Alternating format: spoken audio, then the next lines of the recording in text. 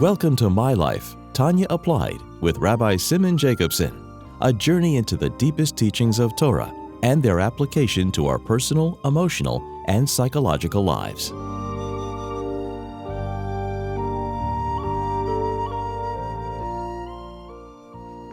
A good tevach, a good week. We continue our journey in the life-changing Sefer Tanya. This program is made possible by Rena Lights LLC, and it is in honor and memory of Rab Yosef Halevi Weinberg Olav Shalom, Rab Moshe Pinchas HaKohen Katz Olav Shalom, Rab Yoel HaKohen Kan Olav Shalom, and in schus of Rab Zev Yecheskel HaKohen and Risha Katz Le'erich Yom V'Shanim Teves for many long, healthy years. It's also in schus Le'ilin Nishmas Baruch Ben Yamin Ben Tzvi by Rachel Blima. So we are in the middle of chapter 23, Perek Chov Gimel.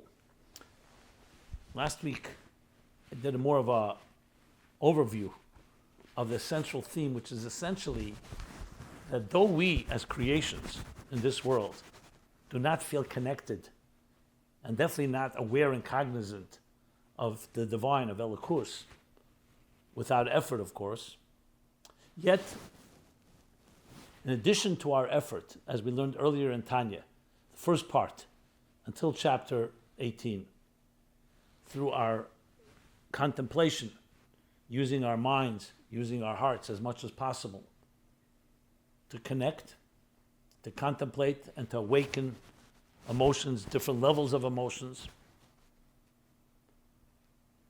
And in addition to what he said from chapter 18 and 19, which is that everyone has a natural inherent love within them, Ava Mesoteres, which emerges in times of emergency when a person is threatened. So we're discussing now that actually that everybody has the capacity to become connected, even though the tzimtzumim and the concealments initially don't allow us to see and perceive and to experience the divine, to become connected to the divine and connect and unite ourselves with it. Because in essence, as he's been explaining since chapter 20, everything is an extension of Elokus. And even the tzimtzumim are also created by God that make us feel separate. It's a true feeling. And our work is to counter that. But we're also given a tool, an instrument, if you can call it that, Torah and mitzvahs. So in this chapter, he's talking about how Torah and mitzvahs,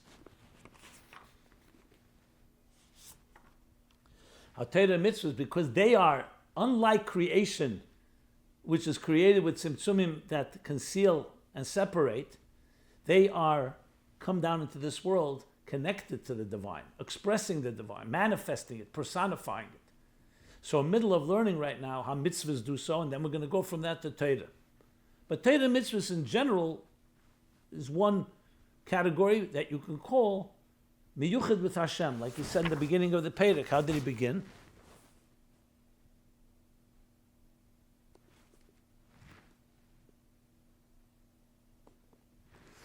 He said that Torah mitzvahs, exact language, is the Raisa of Kudsha B'Rucha Kul Echad, and the Tikkunim explain Ramach Pikudim, so Torah and Hashem are one, and the Ramach Pikudim, the Tikkunim there explains, so he's clearly connecting it with Torah, because it's Pirshu. He doesn't just say Tikkunim say something else. It's an explanation of what it says in Zohar, that the 248 mitzvahs, Inun Ramach Evar in the Malka, are actual like limbs, organs of the King, of God. And we're in the middle of understanding that muscle. What means Evarim? So Evarim are one and part of a body. The arms, the legs, to the point, as we learned, that they are, as he explained in the Mashal, in detail. For in the Malka, Derech Mashal, K'may she'evri ha'gufa adam en levush le'nafshe b'teim legamri eleh mekol v'kol. So just as the organs and limbs of the body are vehicles of expression of your soul, of the soul, and are completely completely sublimated or surrendered or completely bottled to it, with all their being, to the point, kimiyad. So as soon as a person, as soon as the person wants to extend or stretch out hand or foot, and that was the same thing with all the limbs, they obey his will immediately and unhesitatingly. That's what Evarim do. Without him having to instruct or direct them, and without any pause and interruption at all, but rather instantaneously, as soon as the will arises. So what is that all pointing out? That it's a seamlessness. It's not like the Evarim are servants that you have to tell. Even if the servants are completely dedicated to their master, to their boss, but there's still a separate entity. Here the Evarim, it's seamless. So mitzvahs are then essentially seamless. Kach derech moshel achayah shel ma'aseh mitzvahs kiyuman. We continue the same way. Same is true figuratively al derech moshel,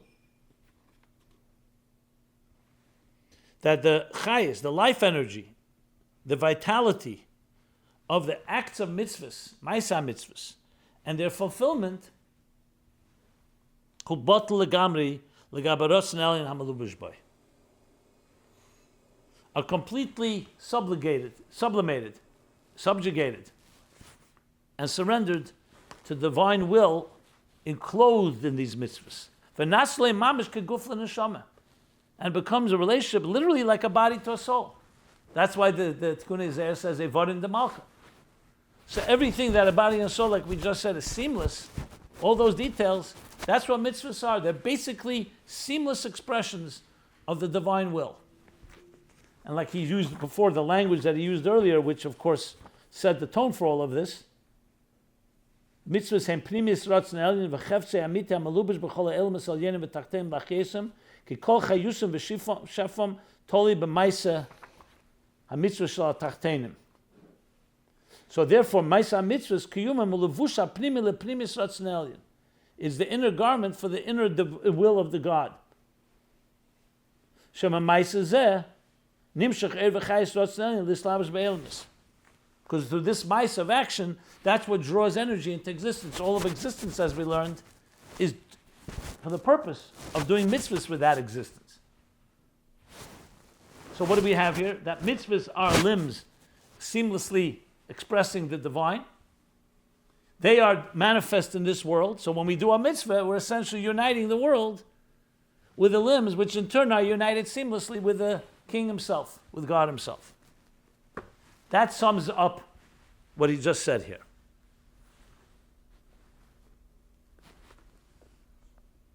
Keguf l'neshama.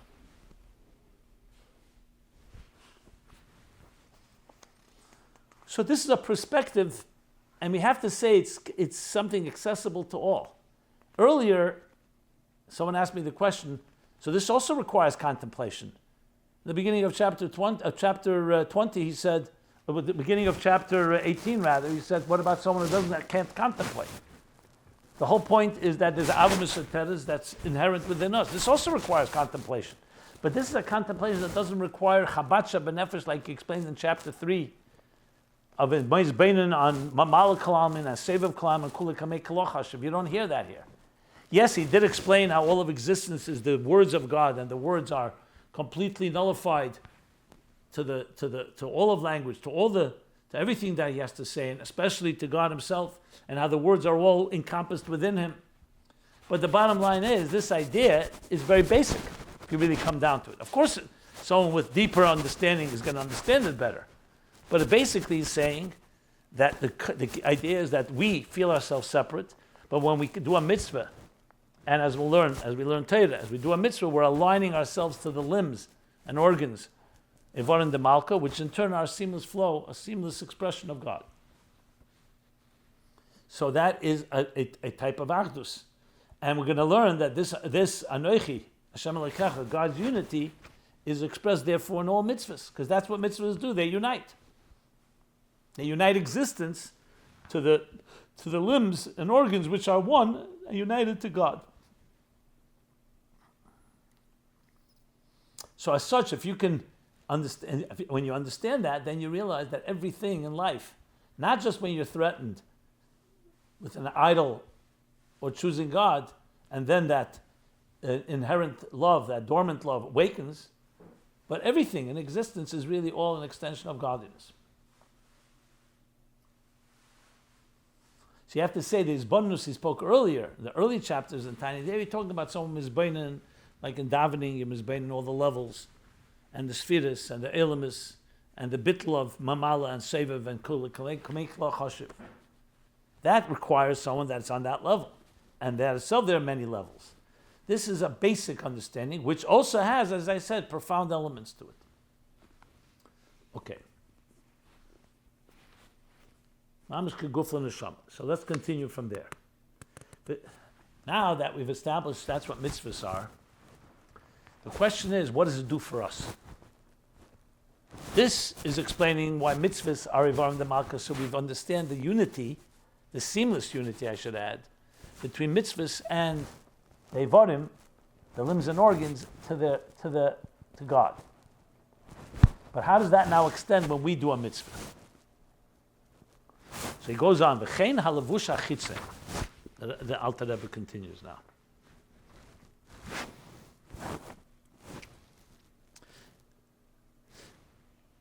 So now he's moving from the mitzvah, because the mitzvah is the mitzvahs in the Torah. Now we're talking about performing the mitzvahs. So he's saying when the person, how does that affect the person? So when a person fulfills and observes, fulfills and observes, again, he keeps using kiyum, asiyas ha-mitzvahs and kiyumam. Ma'isa mitzvahs and kiyumam.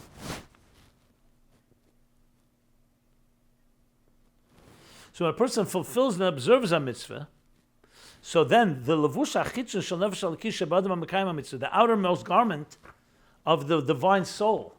Now remember, we learned earlier that there are three garments: thought, speech, and action. Thought is the innermost garment, because it's to yourself, you're thinking. Speech is already the middle garment, so to speak, because you're coming from within you, you're speaking, but you're speaking to another. Maisa is the levush hachitza. It's the outermost garment. Shehu koyach ubchinas ha'maisa shalah. This is the power, the faculty, and the level of action, shalah, of this divine soul, of the nefesh halikis. Hu mislabish b'chayish al-maisa mitzvah. So before a person does a mitzvah, you have a nefesh halikis, but it's still in a potential state. It's like saying you have the power to throw something, but you're not throwing it actually. You have the power to write. You have the power to speak. That's a koyach. The levush turns it from a faculty into an expression, into an actual expression. But remember, it's ma'isa mitzvah is a kiyumah, or a makayim hava esas a mitzvah. So now what's happening?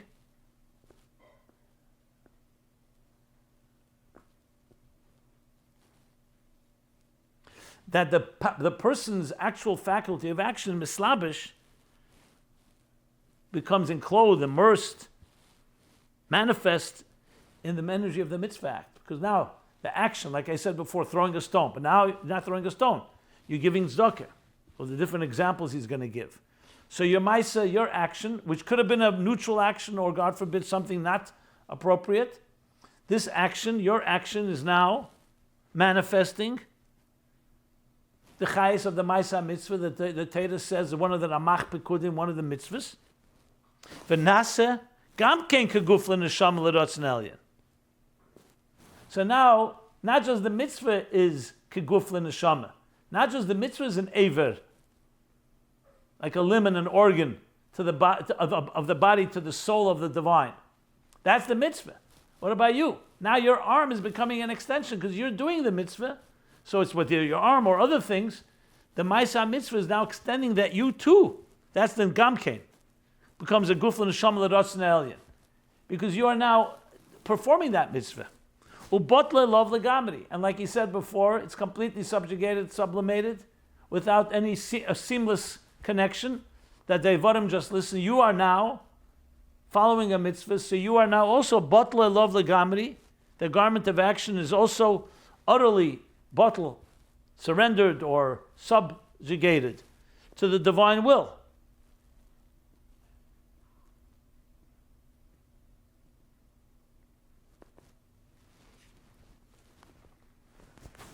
So now we see how it's affecting the person. Because you are essentially making your aver from your body, your aver, your limb, your organ, to be an extension of God's limb and organ, which is the particular mitzvah that you're doing, which in turn is seamlessly connected to the divine etzem, to the core divine. Al Kain, says the Alter Rebbe,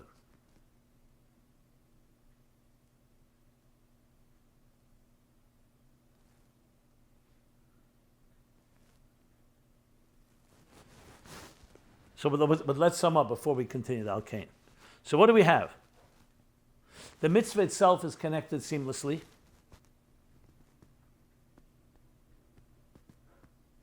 It's affecting the very chayus of the person who's investing in doing the mitzvah. It's also affecting the maisa, the levush hachitzon of the person. And now then the Alter Rebbe now continues. And therefore, now the Evrei Gufa Adam, not Evorim the Malka, the Evrei Gufa Adam are now being aligned with Evorim the Malka. So the bodily organs and limbs of the person, Evrei Gufa Adam, of the person's body, Hamakaimim HaMitzvah, that perform the mitzvah, Shekoyach Ubchinas HaMaisa Shunav Shel Kibush Melubish Behem. So it's not just that you're koyach hamaisa, because you could say, okay, your power of action right now, as you're acting and doing giving tzedakah, that's now an extension of the mitzvah of tzedakah, which is an extension of the limb of Evorim the Malka of the Eibishter. That's your koyach hamaisa. But what about the arm itself? And what about after you do the mitzvah? So he says, because the koyach hamaisa is on nefesh gemelubish behem, Nasa Maisa V'Kima Mitzvah, B'Shas Maisa V'Kima Mitzvah, that because the divine soul's power of action is invested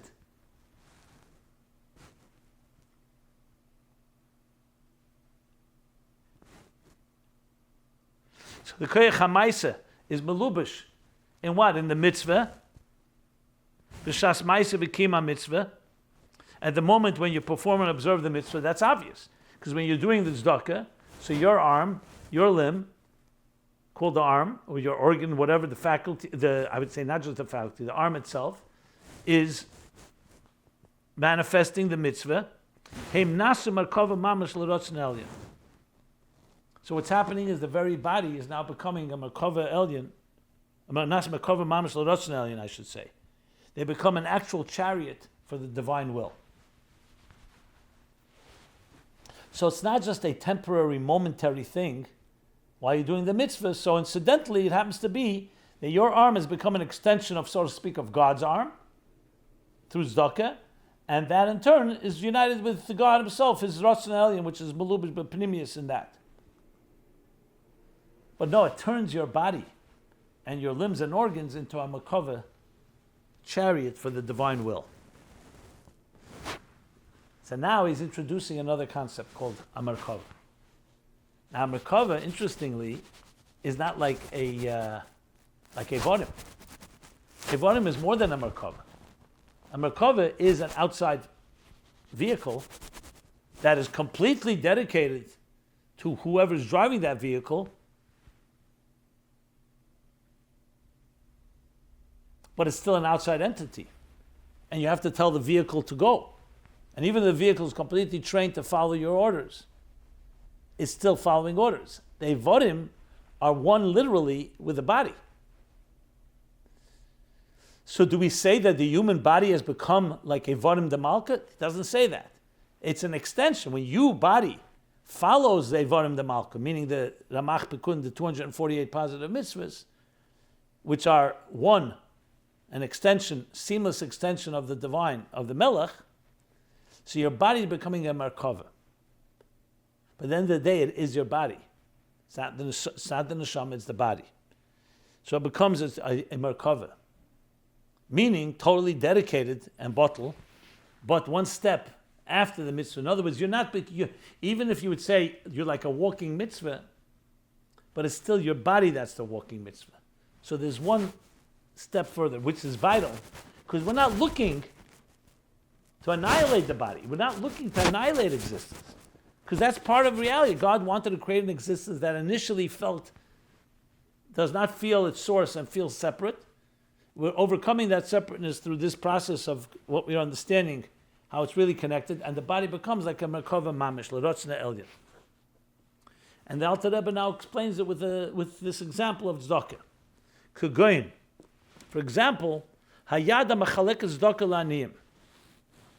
The hand which distributes tzedakah, charity, to la'aniyim, to the poor. So he's actually giving a real example. Oy oisa mitzvah acheres. Or performs another mitzvah. V'raglayim ha'mahalches l'dvar mitzvah.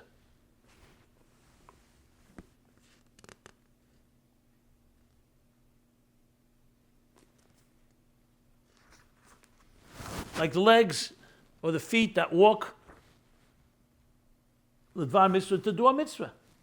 So these are all, the yad is stretched out to give tzedakah to someone, or another mitzvah that the hand is doing, or, it doesn't say or, he says oi, because Pashtus he's saying either the hand that stretches out to do tzedakah, or the hand stretches out to do another mitzvah. Your hand stretches out, let's say, to take a lulav and esrog in the dal minute, or another mitzvah. And also, v'raglayim halchus l'dvar mitzvah. So now your legs are involved. So we're talking examples of the physical limbs and organs of the human body. The feet that walk to do a mitzvah. You walk to shul. You walk to help someone. V'chein hapeh. So here is yadayim v'raglayim. He uses yad, but raglayim he says raglayim, because to give tzedakah you can use one arm. By raglayim, to walk, you need to use both our feet. V'chein hapeh, and also the mouth. Similarly, the mouth, the loshen, and the tongue, shemedabrim divrei Torah, that speak words of Torah. And now again he says v'hamoyach. In that process, there's another organ involved. So we have the hand, we have the feet, we have now the mouth and the tongue, and the process of speaking Torah. You have also the mind at work. V'hamoyach, the mind, or the brain, because we're talking about the physical organ, shemaharer b'divrei Torah v'yirah shemayim b'gdulas Hashem baruch hu, which contemplates words of Torah and the reverence of heaven and in the greatness of God.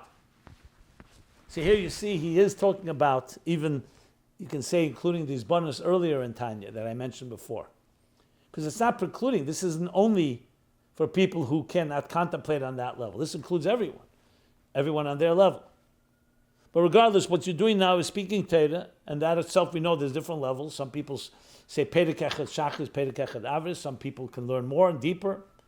So he's covering the whole spectrum here.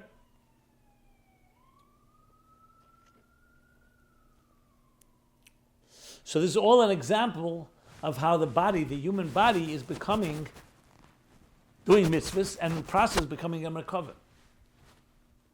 So the Kagoyin is all an example for what he said the line before. Al ken gam evri aguf hamakayim mitzvahs nase merkava mamish l'rotzna elyon. So whether it's the arm, the hand stretching out to give tzedakah, or the feet going to do a dvar mitzvah, or the mouth and tongue saying words of Torah, and the mind and the brain that are contemplating and concentrating on learning and on Torah, contemplating on Torah, all that constitutes someone that becomes like the merkava. The body itself is becoming a merkava. Now the question, to what level, that also comes down to how much you're doing. If a person is doing this 24/7, you can say their entire being is a merkava. But that is unique to the ovis, as he's going to explain. But even when you're not on that level, when you do it, you're a merkava. So what you see here is from the Melech, from the Rotzna Melech, which is manifest in mitzvahs in a seamless flow, which are Ivorim of Hashem. Those Eivarim are now being implemented by our Eivarim, our limbs and organs. Which in turn, like he said, even the Levush HaChitzon is affected and manifesting and completely bottled. That in turn creates that the body of the person is becoming a Merkavah to Hashem. And like he says now, V'zeu she'amru Razal, and this is the meaning what our sages say, Ha'oves hein Merkavah, that the patriarchs were genuinely a chariot to Hashem, to God.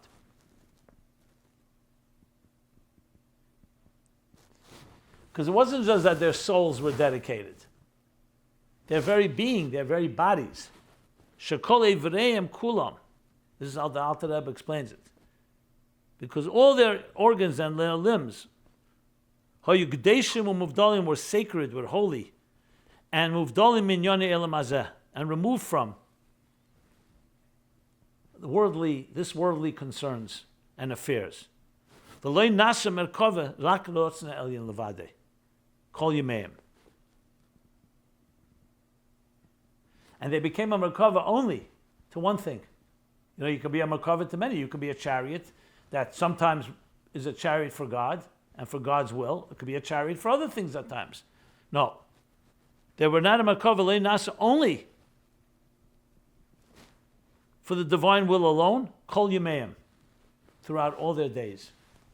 So it wasn't temporary, it wasn't one day, it was all their days.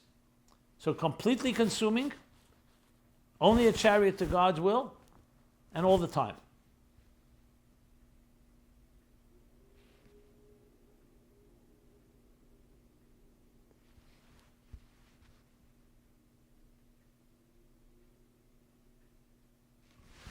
So now what you really see here also, you start breaking it down, obviously there's a difference between the others. You don't say on everyone, hein hein Merkava. So why is the Alter Rebbe bringing this? Because he's showing the highest standard of Merkava. So even when we do one mitzvah, you give tzedakah. So that's not shekol evreihem. It's not all the evreihem. It's only your hand is giving tzedakah. And it doesn't mean that you're completely removed from Yonei Elam Hazeh, because you're also doing other things at times. And it's definitely not kol yemeim all the time. But in that area, in that time, it's like a Merkava. By them it was kol evreihem, all their limbs and organs. And it was all the time. And it was in a way that was completely detached, nothing else. So three things you can say. It was in all their limbs and organs. By us it could be in one or more than one. There was nothing else that they were a chariot for, and it was all the time, all their days. So here you have the picture of how through mitzvahs we become a Merkava to Hashem. And again, the different levels of it. The unity. The Karav Elecha Adav Meid. We'll stop here. TanyaApplied.com. Everyone have a good tavach and a good month and a good time. Only a healthy time. Teva Nirva Nigla in a revealed way. This has been My Life, Tanya Applied with Rabbi Simon Jacobson. Please join us again next week. Visit ChasidusApplied.com for archived classes and more resources.